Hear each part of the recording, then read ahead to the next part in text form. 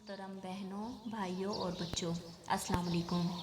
جیسا کہ آپ جانتے ہیں کہ دعا تقدیر بدل دیتی ہے اور سب سے اہم دعا ہدایت کی ہے۔ جیسا کہ ام القرآن سورۃ الفاتحہ میں اللہ تعالیٰ ہدایت مانگنے کے لیے دعا سکھاتے ہیں۔ اللہ تعالیٰ فرماتے ہیں کہ جب تک کوئی ہدایت کا طلبگار نہیں ہوتا میں اسے ہدایت نہیں دیتا۔ ہدایت دو طرح کی ہوتی ہے، ہدایت ارشاد اور ہدایت توفیقی۔ ہدایت ارشاد کو ہدایت علمی بھی کہتے ہیں اور ہدایت توفیقی کو ہدایت عملی بھی کہتے ہیں۔ ہر شخص اپنی لگن، شوق اور محنت سے ہدایت علمی حاصل کر سکتا ہے۔ یہ سب انسانوں کے لیے برابر ہے، یعنی جو جتنی کوشش کرے گا اتنی ہی ہدایت علمی حاصل کر لے گا۔ فرض کریں ایک شخص علم سیکھتا ہے کہ میرا جسم دو چیزوں کا مجموعہ ہے، ایک ظاہری وجود جو آنکھ سے نظر آتا ہے اور دوسرا روح جسے آنکھ سے نہیں دیکھا جا سکتا۔ ظاہری وجود اور روح کو تر و تازہ رکھنے کے تمام رولز بھی پڑھ لیتا ہے۔ وہ جان لیتا ہے کہ اگر میں حفظان صحت کے اصولوں پر عمل نہیں کروں گا تو مختلف بیماریوں کا شکار ہو جاؤں گا۔ اسی طرح اگر روح کو روحانی غذا نہیں دوں گا تو وہ بھی بیمار ہوتی ہوتی مردہ ہو جائے گی۔ یہ علم حاصل کرنے کے بعد جب اس علم پر عمل کرتا ہے تو اسے ہدایت عملی یا ہدایت توفیقی کہتے ہیں۔ ہدایت توفیقی انسان کے سینے میں وسعت پیدا کر دیتی ہے۔ وہ اللہ کی بات خوشی سے سنتا ہے، اس پر غور و فکر کرتا ہے اور پھر اس کے مطابق عمل بھی کرتا ہے، اور یہ صرف اللہ کی توفیق سے ہی ہوتا ہے۔ اللہ تعالیٰ جب کسی کے ساتھ بھلائی کا ارادہ فرماتا ہے تو اسے دین کی سمجھ عطا فرماتا ہے۔ جسے ہدایت توفیقی نصیب نہیں ہوتی اس کے سینے میں اتنی گھٹن پیدا ہو جاتی ہے جیسے وہ آکسیجن کی کمی کی وجہ سے بڑی مشکل سے بلندی کی طرف چل رہا ہو۔ یہ عام مشاہدے میں آتا ہے کہ پہاڑی پر چڑھنا ہموار سطح پر چلنے سے زیادہ مشکل ہوتا ہے، یعنی اس کے لیے دین کے مطابق چلنا بہت مشکل ہو جاتا ہے۔ ایسے شخص کے لیے دین کی طرف آنا، نماز کی طرف آنا، دین کی مجلسوں کی طرف آنا، دیندار لوگوں کے پاس بیٹھنا بڑا ہی مشکل ہوتا ہے۔ ان کاموں سے اس کا دل گھٹتا ہے۔ یہ بڑی خطرناک علامت ہوتی ہے۔ سورۃ الانعام کی آیت نمبر 125 میں اس کیفیت کے بارے میں ڈیٹیل سے بیان ہوا ہے۔ اللہ تعالیٰ ہم سب کو ہدایت ارشاد اور ہدایت توفیقی سے نوازے۔ آئیے 8ویں پارے کا خلاصہ شروع کرتے ہیں۔ اس پارے میں سورۃ الانعام مکمل ہوتی ہے اور سورۃ الاعراف کی 87 آیات شامل ہیں۔ اس پارے کی پہلی آیت میں اللہ تعالیٰ حضرت محمد صلی اللہ علیہ وآلہ وسلم کو تسلی دیتے ہوئے فرماتے ہیں، اور اگر ہم ان کے پاس فرشتوں کو بھیج دیتے اور ان سے مردیں باتیں کرنے لگتے اور جو نشانیاں وہ چاہتے ہیں وہ سب ان کے سامنے پیش کر دی جائیں تب بھی یہ لوگ ہرگز ایمان نہ لاتے۔ ہاں اگر اللہ ہی چاہے تو اور بات ہے، لیکن ان میں سے زیادہ لوگ جہالت کی باتیں کرتے ہیں۔ آیت نمبر 116 میں ہمیں یہ سبق ملتا ہے کہ ہم نے اپنی زندگی لوگوں کی مرضی کے مطابق نہیں گزارنی، میجورٹی از اتھارٹی کے فارمولے پر عمل نہیں کرنا۔ اللہ تعالیٰ ارشاد فرماتے ہیں، اور دنیا میں زیادہ لوگ ایسے ہیں کہ اگر آپ ان کا کہنا ماننے لگیں تو وہ آپ کو اللہ کی راہ سے بے راہ کر دیں، وہ محض بے اصل خیالات پر چلتے ہیں۔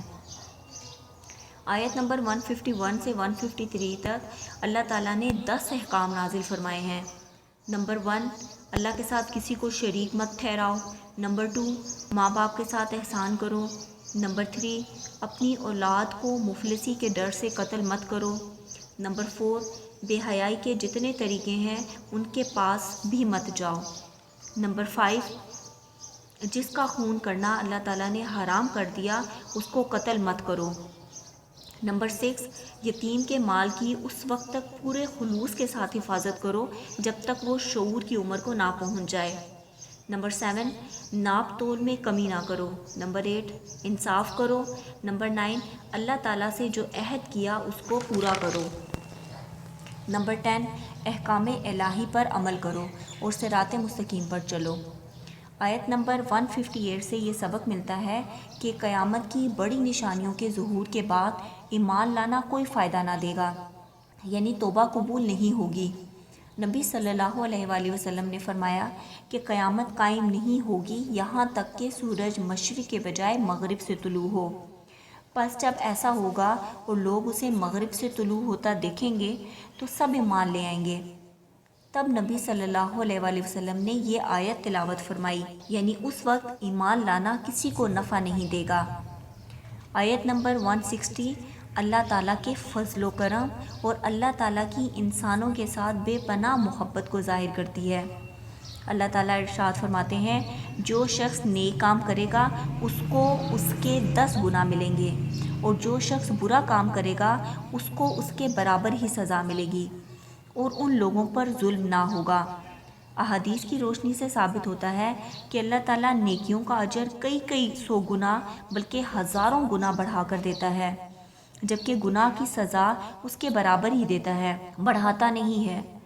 اس آیت سے یہ معلوم ہوتا ہے کہ اللہ تعالیٰ ہمیں سزا نہیں دینا چاہتے، لیکن وہ انصاف پسند بھی ہیں، اس لیے ہمیں زیادہ سے زیادہ استغفار کر کے اپنے گناہوں کی معافی مانگتے رہنا چاہیے۔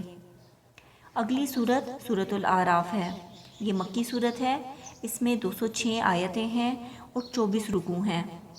آیت نمبر 6 اور 7 میں بیان ہوتا ہے کہ اللہ تعالیٰ امتوں اور پیغمبروں سے سوال کریں گے، یعنی امتوں سے یہ پوچھا جائے گا کہ تمہارے پاس پیغمبر آئے تھے، انہوں نے تمہیں ہمارا پیغام پہنچایا تھا؟ وہاں وہ جواب دیں گے جی ہاں، یا اللہ تیرے پیغمبر تو یقیناً ہمارے پاس آئے تھے، لیکن ہماری ہی قسمت خراب تھی کہ ہم نے ان کی پرواہ نہیں کی۔ اور پیغمبروں سے پوچھا جائے گا کہ تم نے ہمارا پیغام امتوں کو پہنچایا تھا؟ آیت نمبر 16 اور 17 کی روح سے ہمیں معلوم ہوتا ہے کہ شیطان انسان کا کھلا دشمن ہے، اور وہ قسم کھا کر کہتا ہے کہ اے اللہ میں تیرے بندوں کو بہکاؤں گا، اور وہ ہر انسان پر چاروں طرف سے حملہ کرتا ہے، جیسا کہ قرآن میں ارشاد ہوتا ہے، پھر ان پر حملہ کروں گا ان کے آگے سے، ان کے پیچھے سے بھی، ان کی دائیں جانب سے بھی اور ان کی بائیں جانب سے بھی، اور آپ ان میں سے اکثر کو شکر گزار نہ پائیں گے۔ سورۃ الاعراف کی آیت نمبر 26، 27، 31 اور 35 میں 4 بار اللہ تعالیٰ بنی آدم علیہ السلام سے خطاب فرماتے ہیں۔